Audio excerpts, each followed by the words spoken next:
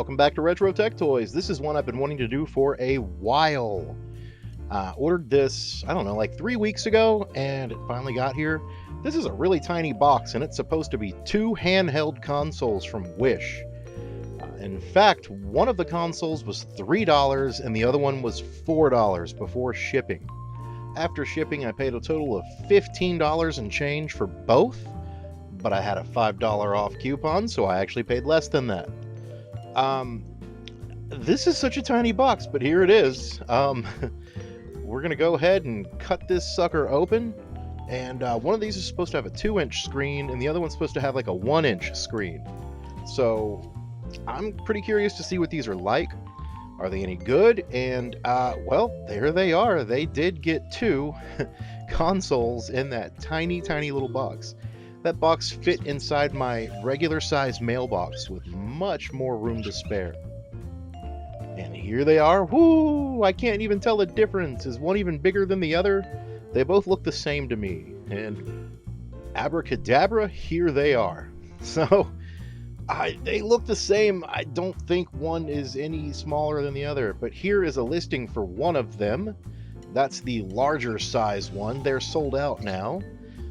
And yeah, pretty interesting stuff. I'm kind of curious to see if these are any good. I can tell you they feel pretty cheap. And here's the proof of what I paid. And that was actually before my $5 off, plus I had a promo code. For some reason, it's not showing my $5 off there. But anyway, that's what I paid, $15.65, plus I had $5 off. So it was like $10.65. And here is another one that I almost bought. They were selling this one for $3. No, it was $2 plus $1 shipping. And I ordered it, and they never sent it. And I never got my money back. And that's kind of what happens sometimes, but it is what it is. So let's check these things out and see about the quality. There's a little vent area for the speakers. We got a reset and a start button. We got a volume button, and we have the D-pad and 4 buttons over here on the side, and that's pretty much the whole thing. No headphone jack, no TV out, and there's an on-off button right up here. And this is what it looks like. Very cheap plastic, and it takes 3 AAA batteries, which we'll go ahead and put in just a minute here. Let's check out this other one to see if it's any different. And I'm telling you, I'm pretty sure these are both the same size, but we're gonna go ahead and test both of them out to see what they're like. I mean, maybe the screen is slightly smaller on one, but like, I can't tell. If you can tell, then feel free to correct me. This one also takes 3 AAA batteries, if we can get the thing open. There it is. And otherwise, it's exactly the same. Here they both are. I can't tell a difference. Maybe the one over on the left is a little bit smaller on the screen. I don't know. I don't think it is. But, that's just what you get when you order from Wish. You never know. You might get something awesome. You might get something completely different. Because they didn't let me choose what color I wanted, we just got these. And they're white. They look okay, I guess. They're fine. They've got like red buttons and black buttons, and you got some white and some gray. They look okay to me. They just feel really cheap. They weigh nothing. It's like you're holding nothing. But let's get these batteries in there. We've got some Panasonic AAAs that we're gonna pop in here and see what this thing can do. It's supposed to have 268 games on each one of these. We'll check and see if the games are the same. Oh, look at that. It won't even close all the way when you put the batteries in. I mean, it seems to at least be in there securely, but it's not flush. But okay, I mean, come on though. This was just a few dollars. This was literally the cheapest video game I could find on Wish. Turning it on, the screen looks pretty nice, and you can choose English or whatever. And of course, we're going to choose English. Sorry for the grainy film quality here. I did the best I could. I'm shooting this from my smartphone camera. But let's go ahead and click the English here, and we'll go into a game. And I'm going to go away for just a second so you can kind of hear what it sounds like. The audio for Mario Brothers is really weird. Actually, I think the whole ROM is sped up. The ROM itself, the audio, everything. But here it is.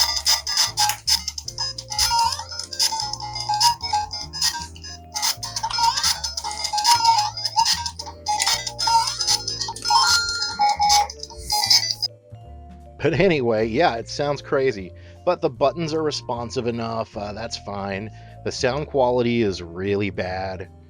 That's to be expected. I think the screen for just a tiny, cheap little screen looks great. But honestly, you know, the viewing angle is really good. I mean, you can turn it in several different directions, and you can still see it pretty well. You can have it lying flat in front of you. You can see it. You can tilt it. You see it just fine. I mean, so it's a pretty decent screen for what I imagine is a very cheap screen. But we'll go ahead and play another game or two, I guess. We can look at some of these and see what they are. Honestly, there are only maybe 20 games out of 268 that I even recognize.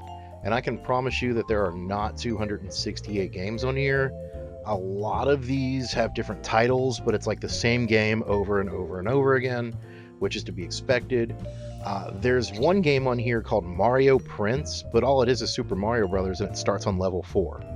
It's that sort of thing, where they kind of take ROMs and they split them up and all that sort of thing. But here's a game called Santa Claus, which I have never heard of, but that's okay. Let's check it out. Apparently, it looks like it's Santa or an elf or something, and he's throwing presents, and you have to collect them all. So I played this for a few minutes. It was kind of fun for a little bit, and then it got sort of boring. It's just the same stuff over and over and over again. But again, I expected that with some of these like no-name games. You know, it's just the most simple thing they could possibly program. And that was not supposed to be a game called Doughboy, but it is. There are actually 2 or 3 different titles called Doughboy on here that are titled differently on the selection screen, but then end up being Doughboy. So I played this for a minute. It was okay. Again, it was a very simple game with not a lot going on. You know, it's not anything I'd ever heard of before.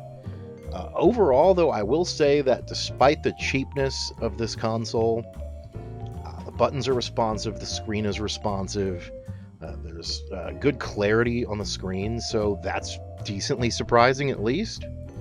We're going to check this other one out that's supposed to be different, but, you know, they both look the same to me. That said, you know, we'll check them out as if they are both completely different systems. I have no problem with that whatsoever. So set this one to the side, and let's get the batteries in this bad boy, and let's take it for a ride, shall we? 1 battery, 2 battery, 3 battery. Nice. Oh, this one sits flush. How about that? I like that. Very nice. All right, so here we go. Let's turn this on. And it works. And it looks exactly the same. Like I said, pretty sure these are both the same handheld console. No difference in the screen size. I would say both of these are about 2 inches. I kind of like the size, to be honest with you. It fits in your pocket super easily. It's really cheap, so it doesn't matter if it gets dinged up or scratched or dropped. It just takes a couple of batteries, which you can get at the Dollar Tree or whatever dollar store you happen to have. It's got a bunch of games on it. I mean, even the 15 or 20 games that are familiar, you know, they're pretty fun. So, and I didn't show it on here, but later on I found Angry Birds, and it was just this weird 8-bit remake of Angry Birds. But here's Prince Mario. Like I said, it's just Mario on level 4. And again, it's really sped up. And I didn't bother playing the music because it's the same quality as the last console. You know, super sped up, kind of funky sounding. And, you know, that's basically Seems to be par for the course for these. And I'm honestly surprised that I got these as cheaply as I did. You know, it's just, to me, I didn't even know that you could get something functional for $3 or $4 plus shipping. But, you know, apparently you can. Here's some of the games that are on there. There's Moonwalker, and I expected that to maybe be like Michael Jackson's Moonwalker, which would be kind of weird, but it's some game called Stargate, and it's actually kind of a fun game. I played it for a few minutes, and I'll take you through it a little bit here. You know, it's just sort of a side-scrolling shooter, which I kind of like. They're good at passing the time, and it's a pretty cool game. It's actually decently difficult. The size of the screen, I think, does make it a little bit harder too, but it's not so bad. If you've got big fingers like I do, it's a little bit tricky sometimes, but whatever. But yeah, this is a cool game. I like it. I'd not heard of it before today, but, you know, I dig it. And I tried to cheat a little bit by going all the way to the bottom, and I still got killed. But that's that, you know, game, and that's pretty much these things in a nutshell. And there was one that was called Super Contra, but it was just Contra for the NES, which, you know, I like Contra. It's a good game, but it's not Super Contra. So, you know, just expect these things to be labeled however they felt like labeling them at the factory. And just kind of be pleasantly surprised if you pull up some random game and it's something you like or you remember. You know, for $3 or $4 a piece, you can't go wrong. Like I said earlier, one of these was $3 and the other was $4. The one that was $3 was supposed to have a 1-inch screen, and I was really curious about that. But to me, they both look exactly the same. But, you know, I'm not going to complain too much, because you typically get what you pay for, and, you know, if I'm being honest, this is a little bit more than what I paid for.